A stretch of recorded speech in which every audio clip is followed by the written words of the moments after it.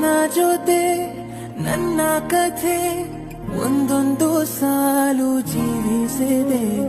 ನನ್ನ ಜೊತೆ ನಿನ್ನ ಕಥೆ ಬೇರೊಂದು ಲೋಕ ಸೃಷ್ಟಿಸಿದೆ.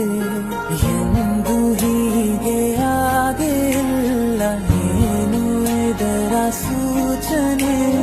ನೂರು ವಿಷಯ ಎತ್ತರೂನು ನಿನ್ನದೊಂದೇ ಯೋಚನೆ.